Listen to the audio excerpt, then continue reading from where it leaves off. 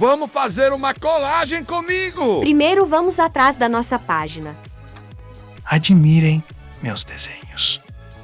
Vou decorar a folha com esse papel xadrez. Cola, cola, cola. Desenho chibi para enfeitar. Eu peguei essa embalagem de sabonete porque combina com a paleta de cores. Eu corto o excesso depois. Vamos colocar o nome do personagem e umas fotinhos dele. Tá ficando muito cuti-cuti. Enfeites e mais enfeites. Vou fazer algo interativo porque senão, não sou eu. Olhem como ficou fofo meu gatinho. O que acharam? Decorações para a página não ficar vazia.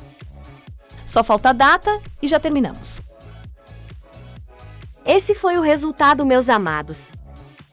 Tchau, até a próxima.